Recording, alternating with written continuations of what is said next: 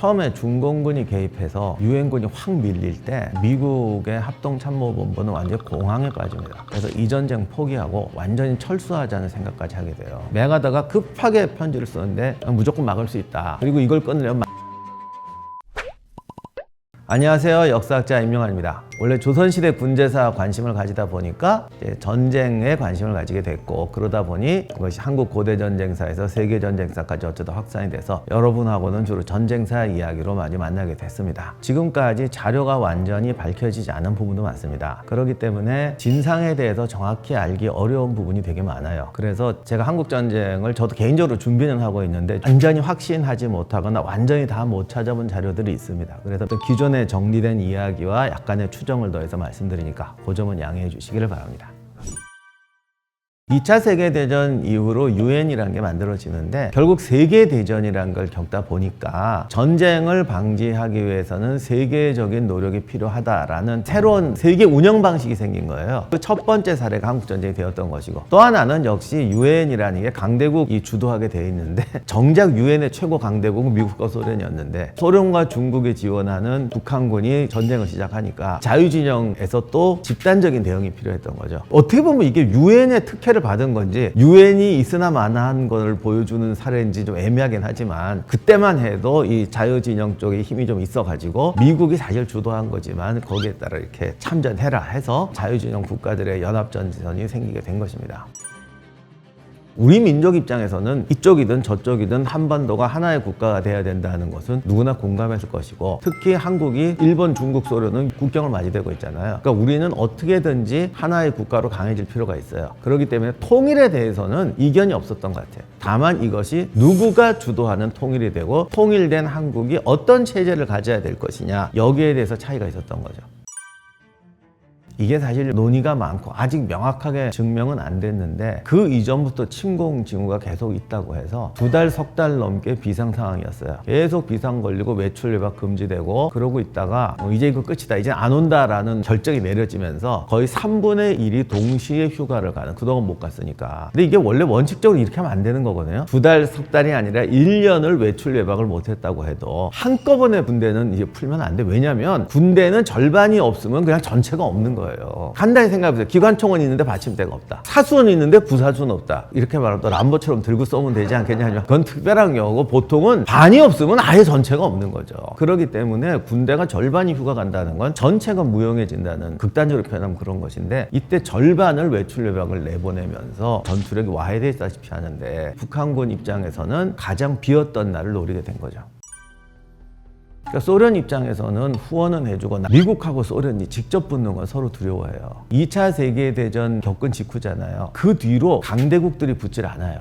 2차 세계대전이 증명한 거는 미국, 영국, 프랑스, 소련 이런 거대한 나라들이 직접 붙으면 바로 세계대전이라는 거예요. 그러다 보니까 세계대전은 막아야 된다는 이런 게 아주 머릿속에 콱 박혀 있어가지고 서로 마주치는 건 굉장히 두려워했습니다.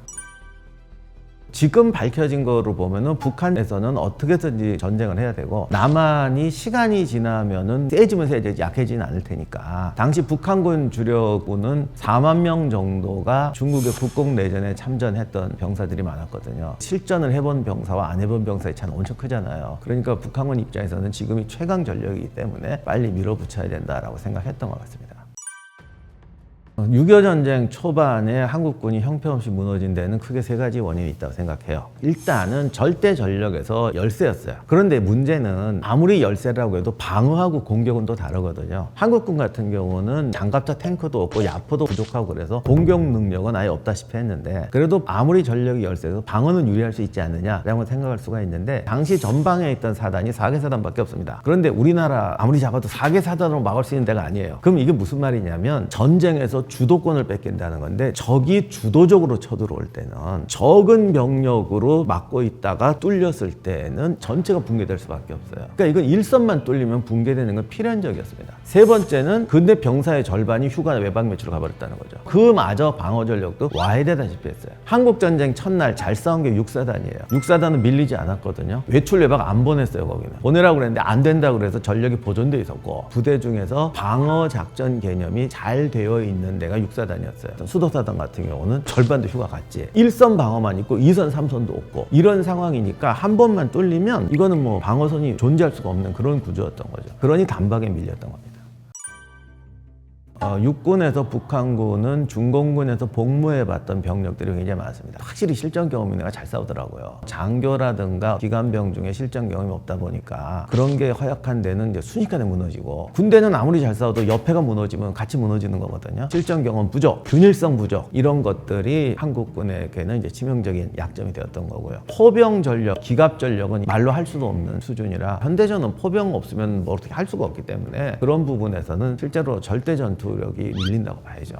해군력 같은 경우는 사실 북한도 해군력은 별로, 해군력에서는 큰 비중이 없다고 볼 수가 있겠고, 공군력 같은 경우는 우리는 뭐 훈련기밖에 몇 대밖에 없었고 북한은 야크 전투기가 있었는데, 다만 이제 북한군 같은 경우는 공군 조종사 능력이 부족해서 보병 공격의 근접 지원이라든가 어떤 정밀 폭격 같은 거는 잘 할 수 없는 실력이었어요. 그것까지 됐다면 더 무서웠겠죠. 북한은 처음부터 속전속결을 위주로 했기 때문에 한국이 없는 기갑 전력을 바탕으로 해서 하남 유관 뒤에서 치고 나고 이렇게 하면서 기갑 전술로 장악하는 그런 훈련들을 꽤 했습니다. 다만 소련군 고문관들이 말하기를 한국군이 어느 나라 군대든지 배우는 게 빠르다고 그래요. 그거는 우리가 인정해야 돼. 서울 정도만 점령하면 전쟁을 충분히 끝낼 수 있다고 생각했던 것 같아요. 그러다 보니까 서울을 점령하고 좀 쉬웠고, 세상의 공세는 일주일, 2주일 계속할 수는 없어요. 이렇게 본다면 아무리 국군이 순식간에 뒤로 밀렸어도 세상에 어떤 나라 군대가 쉬지 않고 쫙 내려갈 수 있는 군대는 없습니다. 그렇기 때문에 어떤 작전 능력의 한계, 또 그런 작전 능력의 한계가 있으니까 또 기대를 하는 거지, 여기 쉬어도 쟤들은 재정비하지 못할 거고 오히려 봉기가 날 거다. 이런 여러 가지 상황이 종합적으로 만들어진 것 같아요. 가장 자랑스러운 전투는 역시 백마고지 전투인 것 같아요. 그때는 한국군이 훈련이 돼 있었고 준비가 돼 있어서 격렬한 전투였지만 한국군하고 중공군의 전투 중에서 그만한 승리가 없어요. 그건 정말 자랑스러운 전투예요. 처음에 한국군은 아무래도 훈련이라든가 뭐 여러 가지 모든 게 부족했기 때문에 제대로 된 전투력을 발휘할 수가 없었어요. 그런데 조금 지나니까 북한군하고는 다 비슷하게 싸워요. 중공군이 초기 개입했을 때는 안 좋은 면으로 얘기하면 무슨 공황 상태에 빠졌다는 그런 기록들도 있어요. 그리고 현리 전투 같은 데서는 분단 병력이 와야 되고 사단이 무너지고 막 이런 사태가 있었잖아요. 근데 더 중요한 거는 그런 경험을 겪어도 초단기간에 다시 재건된다는 거예요. 이런 게 진짜 힘들어요. 군대는 조직, 보급, 신뢰 이런 것들이 만들어져야 되는데 그게 부족한 상태에서 굉장히 공포스러운 군대를 만나니까 무너질 수도 있는 거야. 하지만 더 중요한 건 그런 군대가 얼마나 빨리 재건됐냐는 거예요. 그래서 그때부터 장교라든가 훈련도 제대로 하고 정비가 돼요. 그래서 백마고지 전투를 하게 되는데, 왜 자랑스러운 전투냐면 지형적으로 절대 불리해요. 병력 면에서도 우리는 9사단이 끝까지 전투했고 중공군은 중간에 사단까지 완전히 신생사단을 교체하면서 덤볐어요. 전쟁에서 이 전투 피로라는 걸 절대 무시하면 안 되거든요. 지형도 불리하고 전술적으로도 불리한 상황에서는 병력이 우세해도 이기기가 힘든 게 전쟁이에요. 그런데 오히려 훨씬 피로하고 병력도 부족한 상태에서 이 전술, 병력, 지형 모든 거를 다 극복했다는 게 대단한 거예요. 사실 우리나라 지형이 희한하고, 남북이 오고 가는 중간 지점에 산악지대가 있잖아요. 거기 산맥이 벽처럼 있다고요.